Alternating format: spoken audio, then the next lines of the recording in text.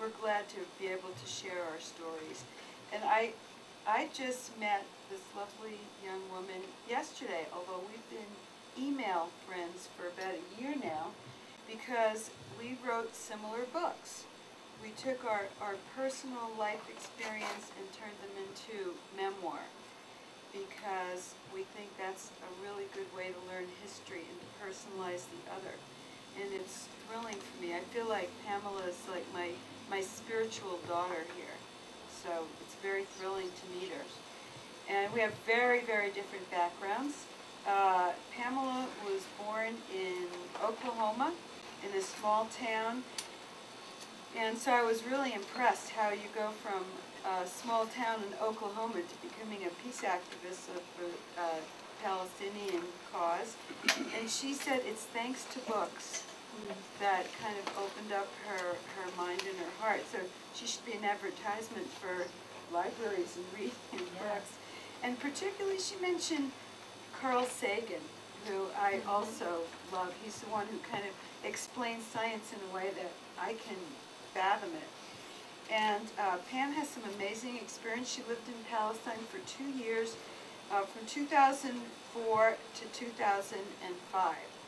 And while tripping around the world in search of her personal meaning, she ended up being a journalist for the Palestinian Monitor in Ramallah, as well as foreign press coordinator for Mustafa Barghouti, who got 20% of the vote when he was running for president of Palestine, and she compared him to like the Ralph Nader candidate of Palestine, which I hadn't realized before, so it kind of taught me like a more nuanced view of their political process.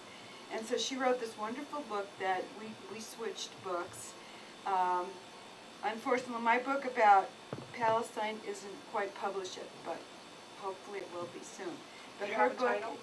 Yes, the title of my book is called, and this is a mock copy of it, Walking a Narrow Bridge, The Promised Land, 1967. And I have some sign-in sheets here if you want to find out when the book comes out. And so I would like to turn this over to Pam to talk about her process and to read a selection from her book, Pastimes in Palestine. Thank you very much, Iris. I appreciate it. So as she mentioned, I was a journalist for a year for the Palestine Monitor. And you know, it was an enormous learning curve, because I actually studied physics in college. So learning to be a journalist while in Palestine, while I was still trying to understand the Palestinian question itself, which, as you all know, is multitudinous and the things you can try to learn. It was a huge learning curve, and I really grew a lot as a person and as a world citizen on that course.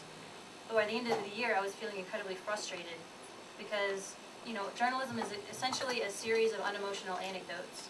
And there's several reasons this is problematic. One is we're up against an overarching narrative that has been promulgated for decades, and it's very well structured, and it happens to track with the Bible, which pretty much everyone in the world has read. Not everyone, but you know what I mean. A lot of people in the West, for sure. And meanwhile, the symbols of the other side, of the Arab and Palestinian side, including the keffiyeh and the flag and the crescent and the minarets and Allahu Akbar, all of this has been turned against them. All of it has been associated with things that are anti-freedom, are anti-peace, are all these kind of things. So when you mention it in your article or even in your short story, people have a different association than the one that's intended, the one that actually people have while they're in the middle of this situation. So we're up against all that, and all we have are these bare bones anecdotes of just the worst days of people's lives. And these horrible things that are happening that most Americans can't relate to, and they don't have a narrative to fit it within, so it just bounces off. It doesn't make any impact. And so I was feeling incredibly frustrated by this. And when I came back from Palestine, I looked for a book, because my overarching impression of Palestine is not the occupation. It's Palestine. It's the people and the festivals and the olive harvest and just amazing friends and amazing times and watching the sunset while you're smoking a nargila over these gorgeous landscapes. Like, this is what sticks in my mind the most, but nobody writes about it, because everyone wants to focus on the occupation, which is understandable, but it doesn't do a very good job of getting to people who wouldn't normally read about the Middle East or don't already know about it. Because when you're there, you know, the journalism has to be objective, so supposedly, you know, kind of the current definition of objective. But when you're there and you're witnessing the injustice, it's very visceral and very human. And, you know, if you just have to have this kind of, you know, tennis announcer voice while you're telling these stories, it's not really true to life, I think. So I got really frustrated with that. I'll give you an example of something I wrote in the book. Two things are in the book, two quick things that you never see in journalism. So this is my very first evening in Jayus, which is a village in the northern West Bank. I come in with two friends I met, and I'm on Jordan. I didn't know anything. I was completely like kind of freaked out and kind of trying to be quiet and whatever. So the driver dropped us off in front of a house where half a dozen men were sitting on the porch in a circle of white plastic lawn chairs, sharing an ornate argila, or hookah.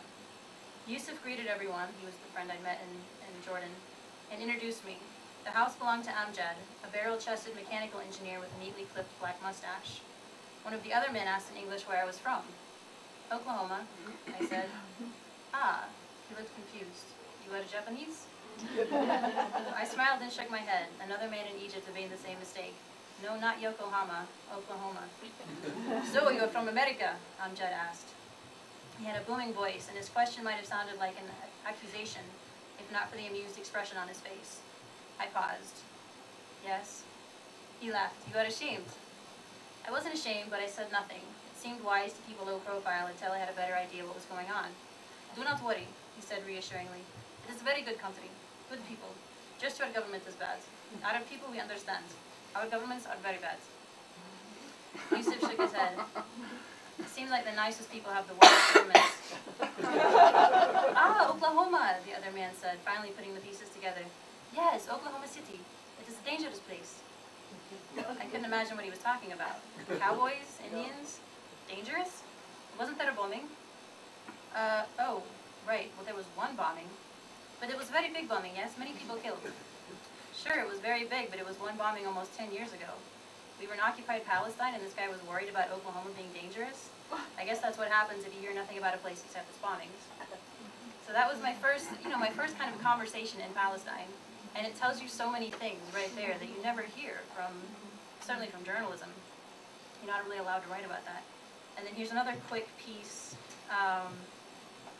So the next day, it's insane how much can happen in Palestine in a few days. But the next day I went to the olive harvest because that's everyone was going to it, and I was just kind of tagging along.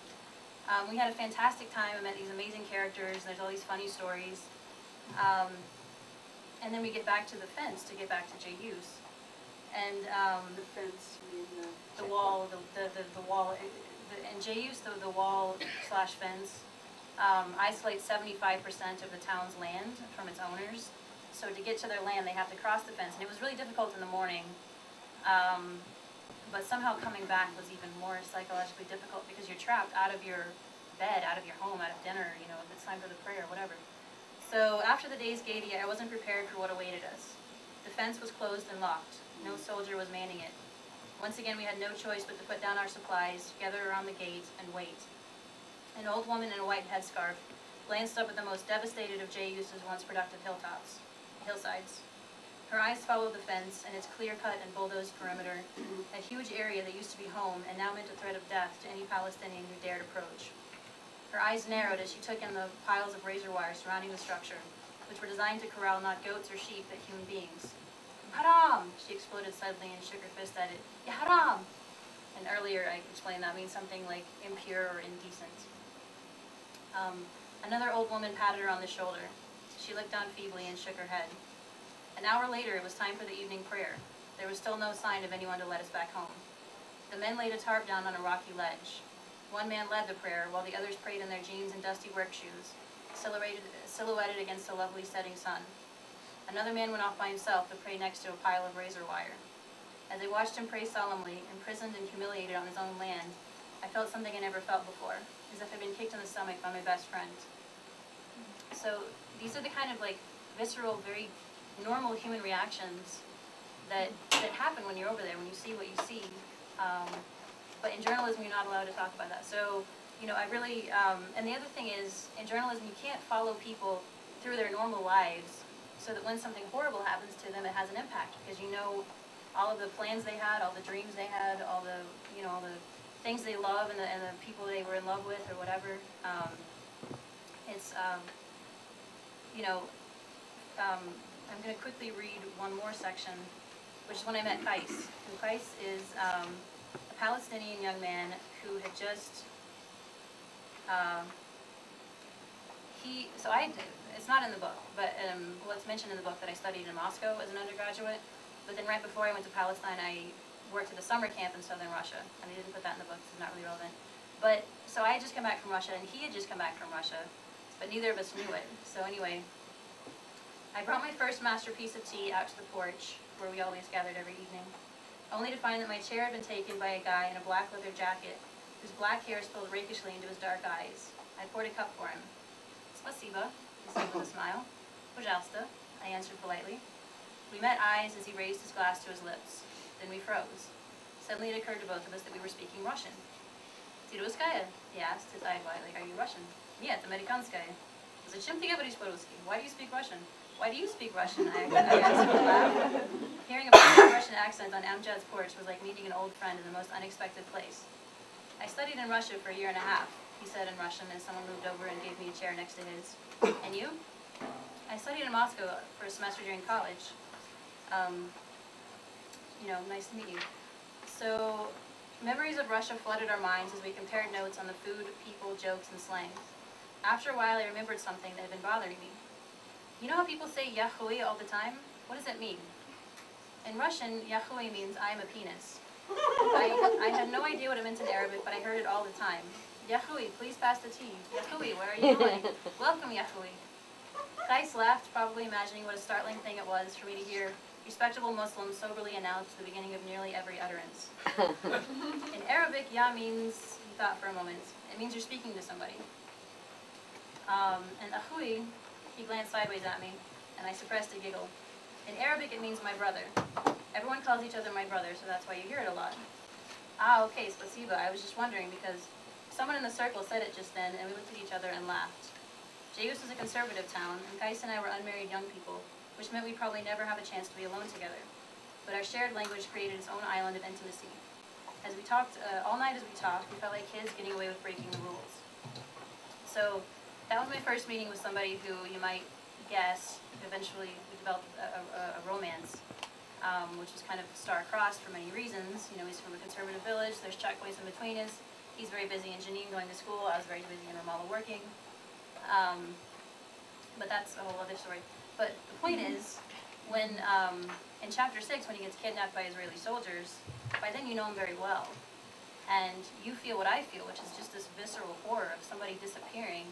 You don't know if he's being beaten, you don't know if he's being tortured, you don't know if he's in for a day or a year or for life, you don't know anything. And I wrote, you know, it's the difference between reading 1,000 human rights violations reports and having someone you personally care about disappear. And hopefully, by this point in the book, the readers also care about him, so they also feel, you know, you hear administrative detention and it sounds like a bad thing, but you don't realize how bad it is until you have, you know, the narrative to go along with it. So what happened? Yeah. Well, you're going to have to... Darn. That was good.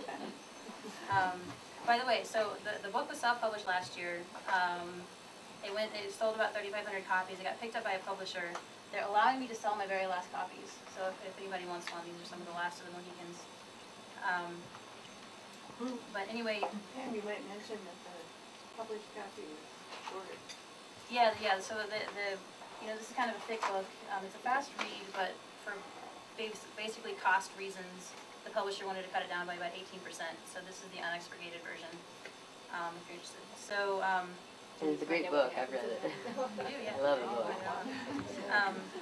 So basically what I want to kind of say is that justice isn't something vague or theoretical. It's something that you feel as a human being.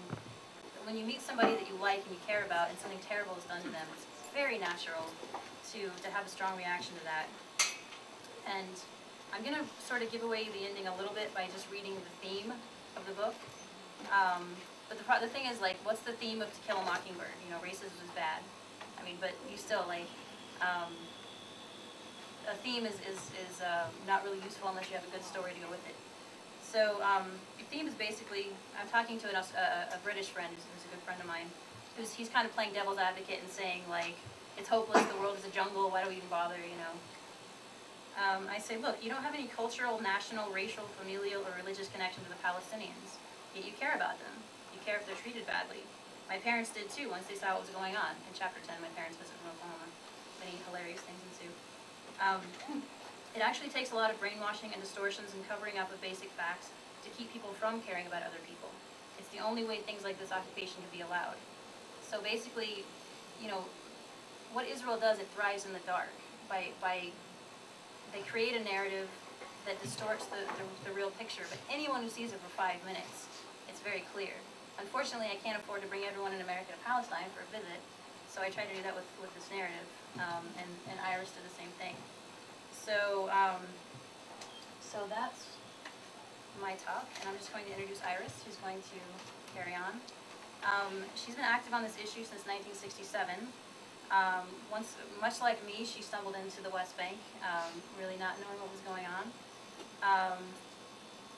But she grew up Jewish, and she stumbled into East Jerusalem. She was actually on her way to Israel to live in a kibbutz, but she went the long way around and ended up in the West Bank, not kind of realizing that it was going to be difficult to get from there to Israel.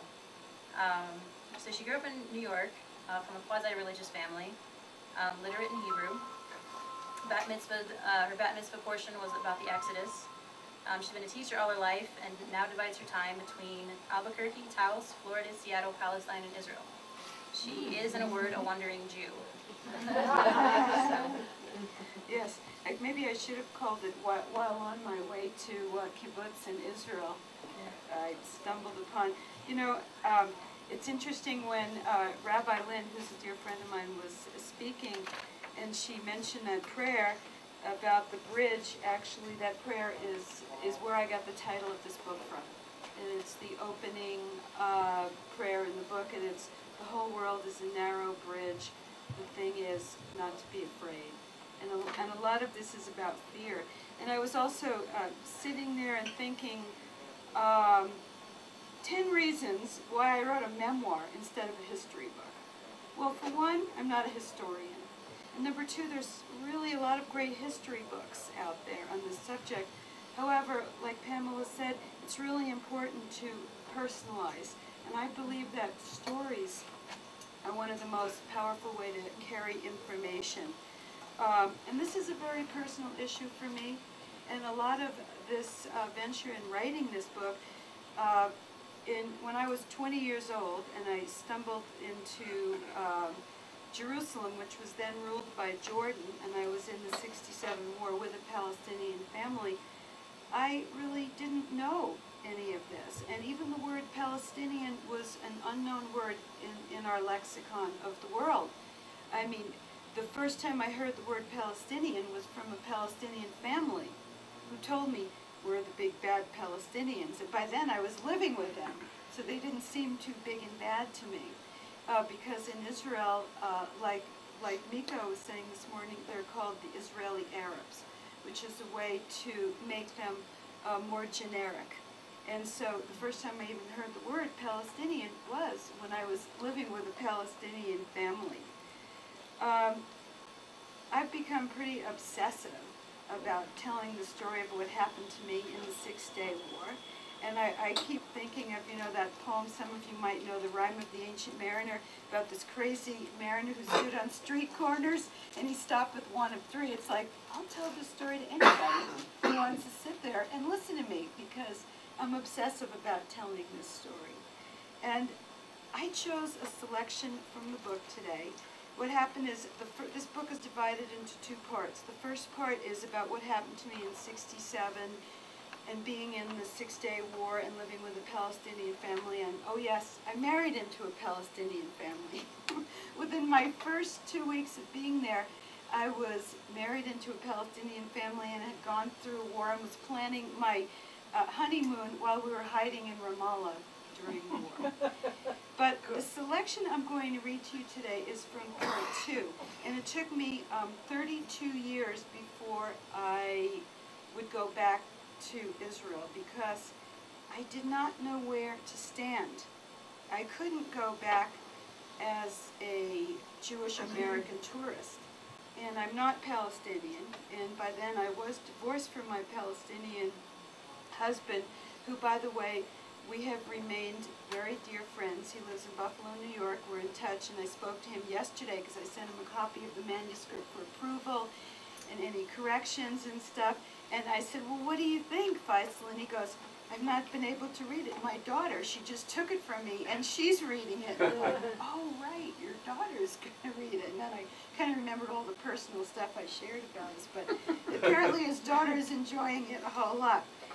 But because the theme of this conference is justice, the path to peace in Israel-Palestine, I kind of combed through and found a story in here that I thought really exemplified a story about justice. And this was when I went back in 1998 after 32 years of not having been there. And the reason I was able to go is because of a place called Neve Shalom Wahat al-Salam, which some of you may know about. It's the only integrated village in Israel proper, if I can use that term, where Arabs and Jews, let's use the word Palestinians and Jews, all these words become meaningless, really, when you kind of break them down linguistically. People of all different religious and ethnic backgrounds live in the same village and send their kids to the same school, and they're bicultural and binational. So they teach Arabic alongside with Hebrew. And when I found out about that village, I thought, okay, there's a place for me to start. I can go back there now. So in 1998, I did go back there. And I did travel with Sabeel, and this journey is part of a Sabeel tour that I was like the only Jewish person with a Sabeel delegation too. It was a relief to be in the shade of a forest, away from cities, settlements, the separation wall, Jewish-only highways, checkpoints, anything associated with occupation. Being in nature offered time to reflect. We were walking through a national park near Jerusalem with Eitan Bronstein, a rugged-looking, middle-aged Israeli. At 18, Eitan unquestioningly joined the Israeli army.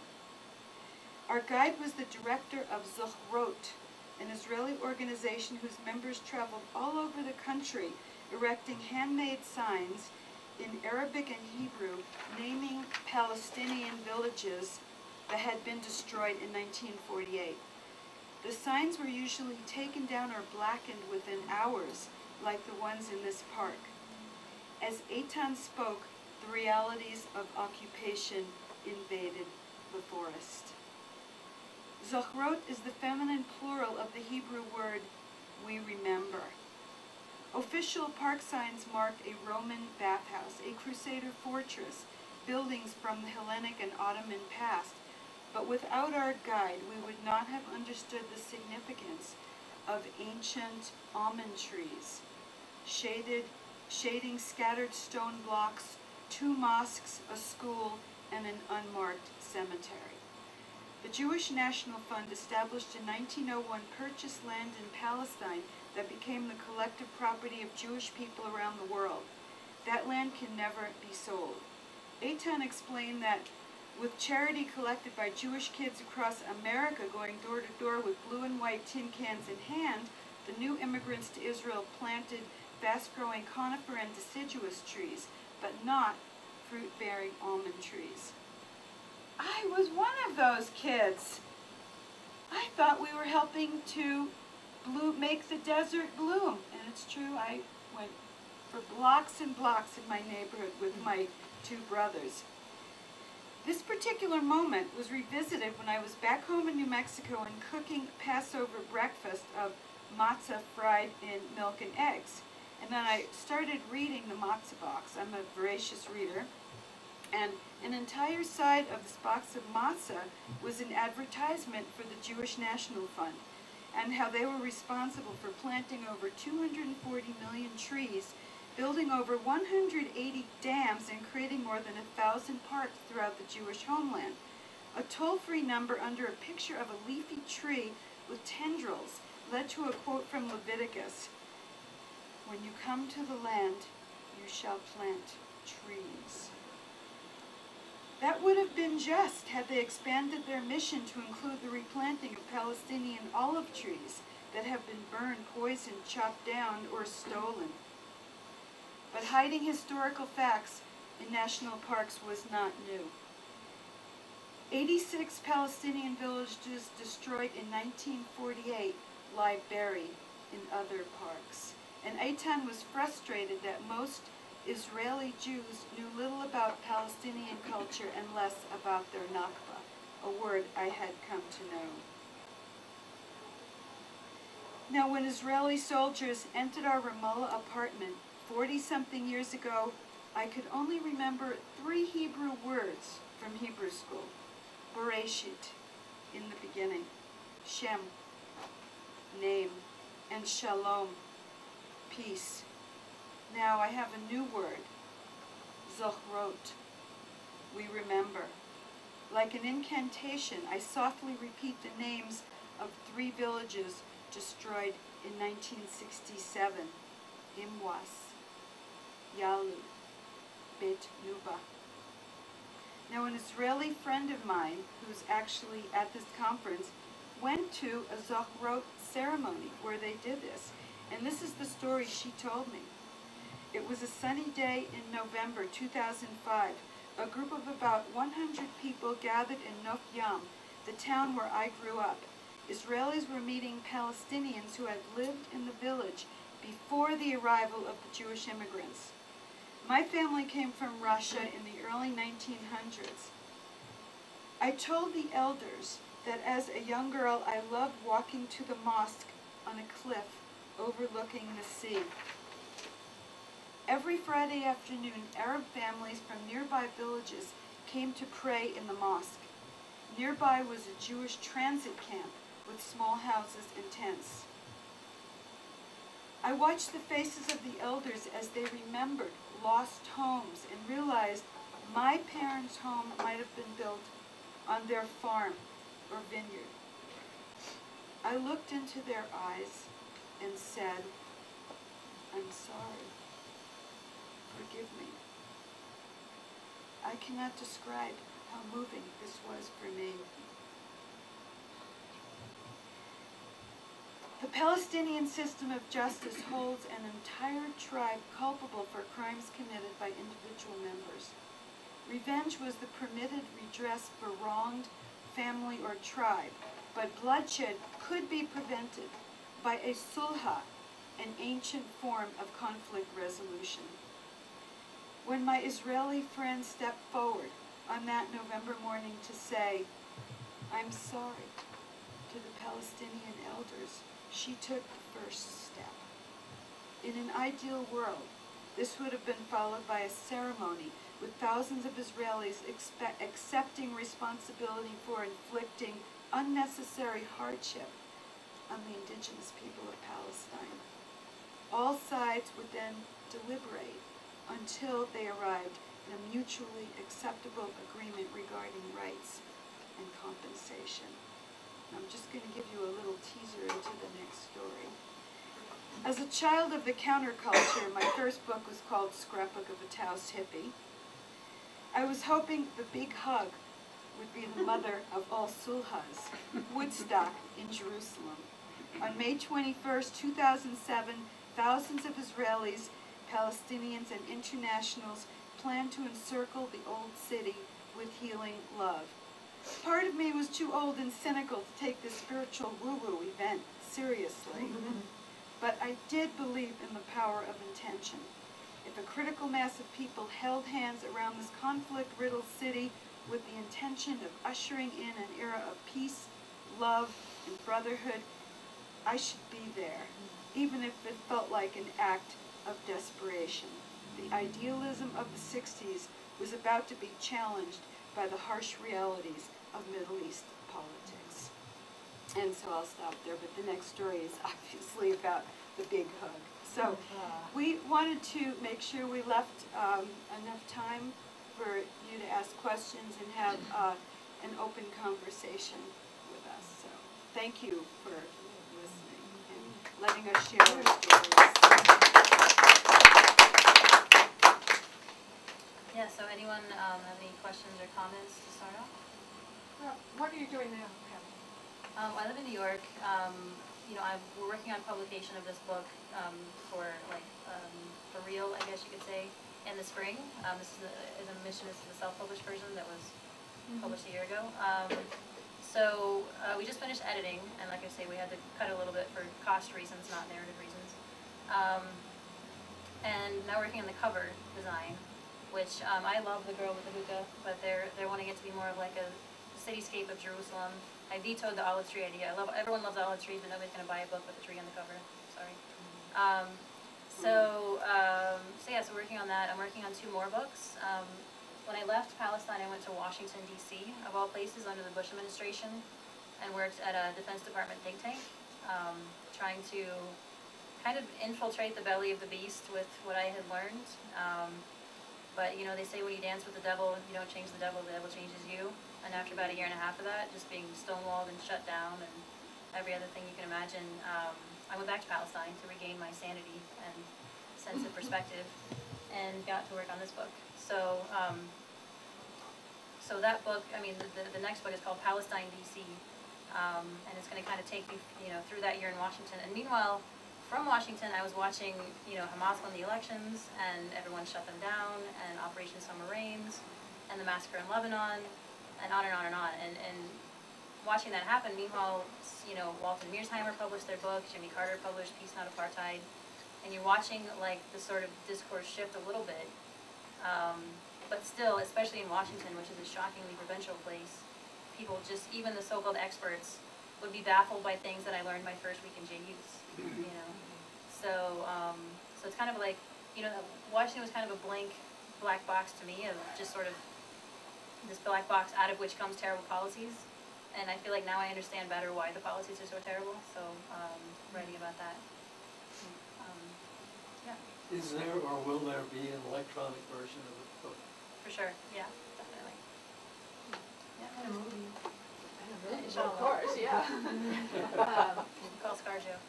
Yeah. I really enjoyed it. What I was wondering, just from your talk and from yours, and from this morning's Nico's talk, what do you see as the best way forward for a group of really passionate, you know, people that want to see, I like the way you put it, democracy, true democracy in the Middle East. I've been involved with this issue for a long, long time. The Ramallah school was burned. I'm Quaker, so the Ramallah school was burned. We've been supporting them for many years. And that just sort of depressed me about any solution. And so I guess I've been a little bit depressed about it, and because I feel so passionate that it's so wrong.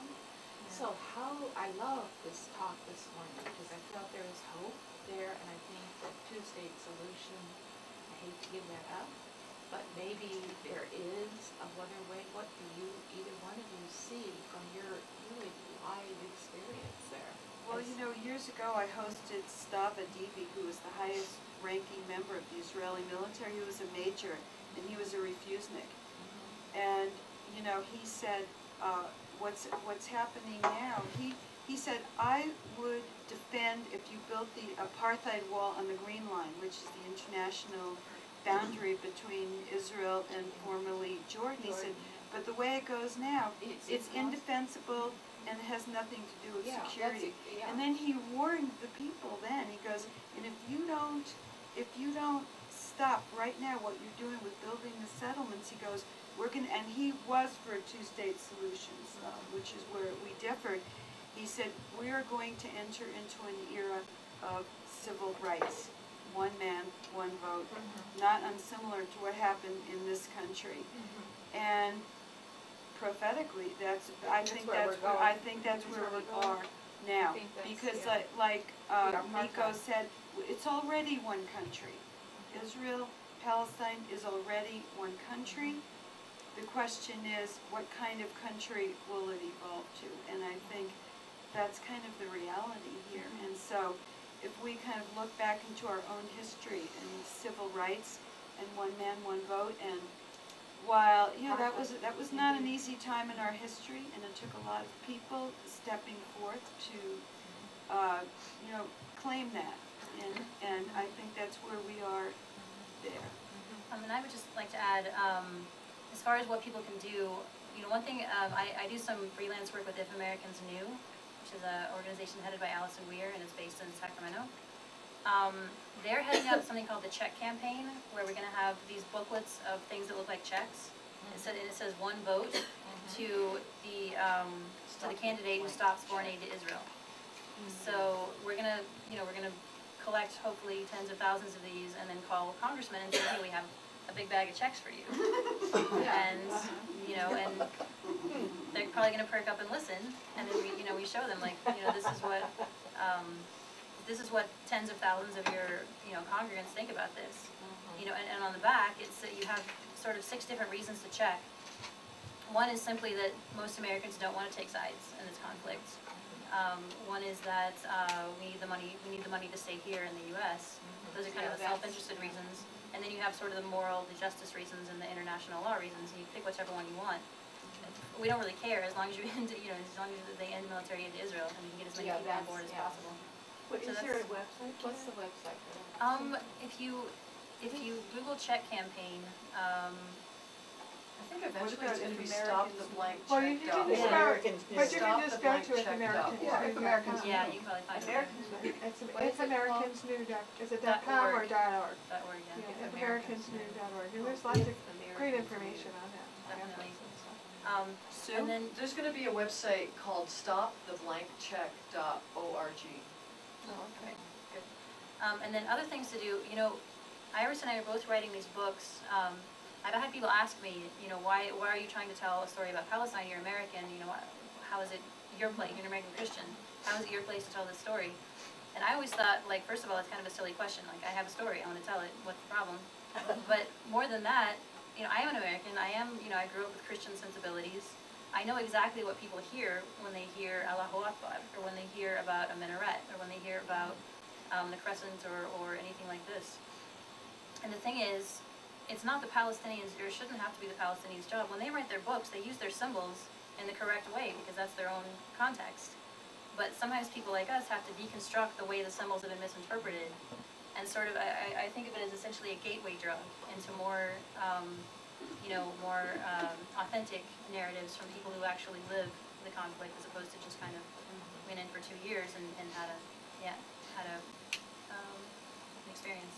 But otherwise, you know, Palestinians so often, you only see them as either terrorists or victims. Not as mothers, not as students, not as the thing that you see when you go over there, which is everyone is shocked because they're like, oh my God, they're real people, like Nico said this morning. So we're trying to change that with these kind of narratives, and I think it's a good step. This is great. I mean, let us know how we can promote both of your books. It's just totally, I think the narrative is such a way to get the story across. Well, we're programmed by evolution to respond to narratives more than to facts. You know, facts don't mean anything unless we can fit them into a narrative. So that was the challenge of writing this book, and it's funny, every time I'll share it with someone, and I'll have these wonderful stories, and then there'll be some factual information, historical background, and go, you know, when you got to the historical factual part, it kind of slowed down the narrative a little. I'm like, sorry about that. And I have cards up here if you guys want to be in touch about. Yeah. And do you have tours for your book coming out in the spring? Is that?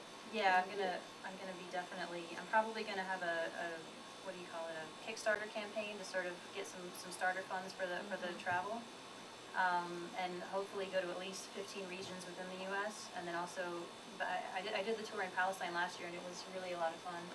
People were amazingly kind and support, as they always are, you know, Palestinians. And then also hopefully go around Europe as well, if all that goes well. So Did definitely, you speak hopefully. Arabic, She's got her hand up. you spoke Russian? My Arabic by now is conversational, but not fluent by any means. Like, I get lost when certain vocabulary things come up, but yeah, go ahead. No, it's all right. I take turns. I just wanted to affirm your method of using personal narratives and stories. I actually am a trained journalist, and so I've done a lot of writing, but I find in my teaching, I do a lot of, and probably a bunch of you do too, speaking in churches and synagogues and community settings where you're trying to get this message across, and the most effective is to use stories, absolutely, and not try to do a timeline or any of that, but I use the stories of the people I've gotten to know over many, many trips. I actually did get to the kibbutz and worked there, so I have Israeli people and lots of friends in the West Bank, and just by telling their stories, you just insinuate in the political, important historical facts that Americans generally don't know. It just gets in there through the stories, and it's just been extremely effective. I keep trying to work up a new workshop, but the old one keeps resurfacing because that's the one that works the best. Yeah, that's cool. I didn't mean to knock I mean, journalism is extremely important, really especially offended. done well. I found it personally frustrating, that's all I'm saying. I studied physics in college, and I also found physics research frustrating, so it's just, different strokes. Well, that puzzled me because I'm a journalism grad too, and your comments about journalism can't do this. Did you just mean the old school journalism of the 5 W's, the facts? I mean, because there's a new journalism that kind of incorporates yeah, the narrative journalism. Yeah, that's true. I mean, I shouldn't say all. I mean, I should have been more specific. I mean, like, for example, what I did for the Palestine Monitor. It's just like, who died today? How did they die? Who was responsible? Who's their family? It just sort of focuses on, if it bleeds, it leads. And so you find something terrible, and then you have to write about it. And you have to do it in an objective voice that's not tainted by emotionalism, because then it sounds like you're taking sides, etc. So I mean, that's sort of straight journalism, I should say.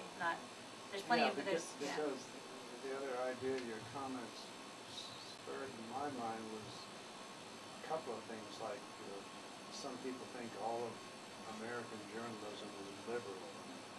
Some people think that the whole the slant of American journalism. Right, that's why I said objective, because objective and balanced these days means counterfactual too often. I think sometimes, I think also when you were talking, I was thinking so much of the times I'll read stories and they report the facts, but they lack context. So if you don't know the context that happened So in, that's the news media. you're sort of lost as to know the significance of what happened or why. That's important. I want to get back to your being in the belly of the beast time, and ask you if you think that, that is coordinated with the lobbying efforts, and, tell us how impenetrable that is, or if it Before is. you speak, we have to be wrapping it up. We have about 3 minutes. So. I think we have about 7 minutes, actually. Until 45 after, if that's what we're aiming for. Okay. But briefly, if you mean for the camera, anyway. So briefly, I mean, it's a long story, but briefly, basically we would do things like we would put together conferences between prominent American Muslims and prominent people from the State Department, from the Defense Department, etc. And the prominent American Muslims would be like, look, we've been through this before. It's like Lucy and the football. Like, they tell us they're going to meet with us. They tell us we're going to have a whole thing. And then they don't show up, or they find a way to humiliate us or something. And we're like, no, we have assurances. We have RSVPs. We've talked to them. They're going to come. And then, of course, like 2 days before the conference, half them and all of the prominent ones, they backed out. And, they didn't tell us why, because, I mean, nobody wants to say why, but it seems pretty clear that it has to do with the fact that Islamophobia is so rampant, and Muslims in Islam is so toxic politically. And the thing is, who is running that? Who is driving that? Often it's aspects of the Israel lobby. Another time I gave a talk about Palestine, the talk that's on Google that you saw. I gave it at the think tank. I recommend that, by the way. Very much. It's a Google talk, how do you get to it? Just Google, Pamela Olson Palestine presentation, Google, and it'll be there. But, so I gave that to the think tank, and you know, it's very factual, very even-keeled, and all of my sources are Israelis, as you must do, otherwise you're, you know, it's horrible, that's how it is. Yeah, and so, you know, Beit Salem and all these kind of things, which are great sources, but anyway. And so people were, it was a small group of like a dozen people, and people were intrigued. People started emailing me, people asked good questions, people were saying like, you should give it again.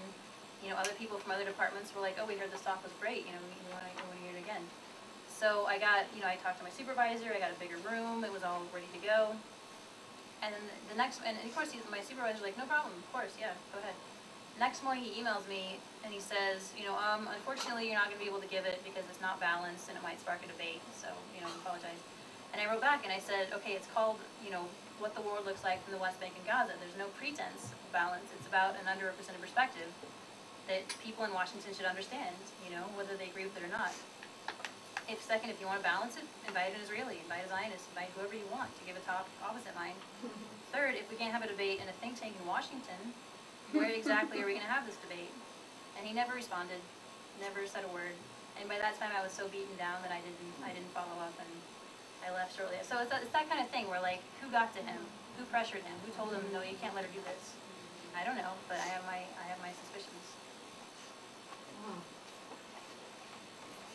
Well, thank you all. Let's leave time for people who want to buy your book and Yes, sign I want to buy your book. Thank you. $20, and all the money's going to a woman named Rania and her family, who's a character in the book.